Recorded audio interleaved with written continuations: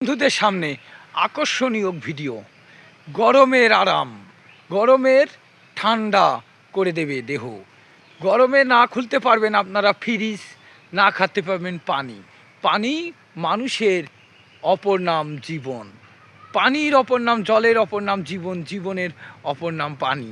তাই পানি মানুষের দেহে সর্ব অঙ্গে কাজ করে, সর্ব অঙ্গে। তাই বন্ধুদের তুলে ধরতেছি, সর্ব অঙ্গে কাজ করে পানি। পানি মানে জল, জল মানে পানি, একই।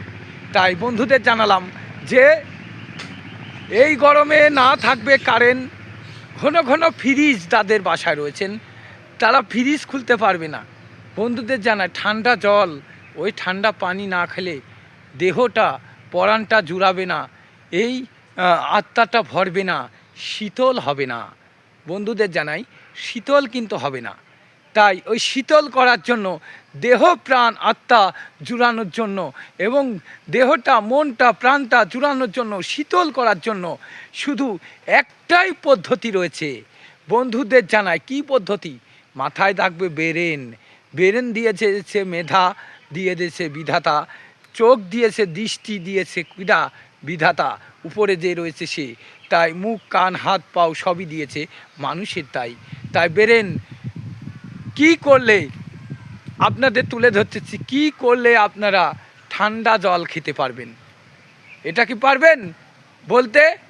যদি পারেন কেউ তাহলে কমেন্টের মাধ্যমে সবাই জানাবেন। আমি বলছি যে এই গরমে, এই ঠান্ডায়, তাই এই গরমে ঘন ঘন ফ্রিজ খোলা যাবে না। আপনারা কি খাবেন?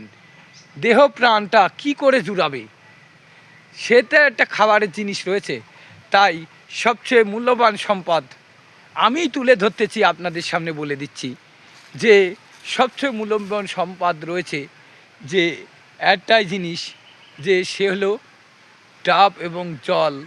ডাবের জল, এটা খেলে আপনাদের তৃপ্তি মিটে যাবে।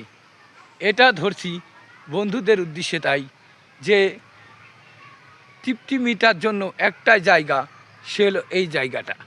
এই নারকেলের জল এবং ডাবের জল খেলে কিন্তু আপনাদের সকলেরই ভালো, দেহ প্রাণ দুটোই জুড়িয়ে যাবে। এটা বলে যাচ্ছি, ধরে যাচ্ছি বন্ধুদের উদ্দেশ্যে। তাই পুরোটা না দেখলে কেউ কি বুঝতে পারবে? তাই বন্ধুদের জানাই পুরোটা দেখার। তো এই বন্ধুদের জানাচ্ছি যে এই নারকেলের জল, ডাবের জল খেলে আপনাদের তৃপ্তি, দেহ প্রাণ দুটোই জুড়িয়ে যাবে। তাই আপনাদের সামনে তুলে ধরলাম। গরমের ঠান্ডা শীতল করে দেবে, গরমের তৃষ্ণা মিটাবে একটি জায়গা, সে হলো এই ডাব এবং নারকেলের জল। এই জল খেলে আপনাদের তৃষ্ণাটা মিটে যাবে।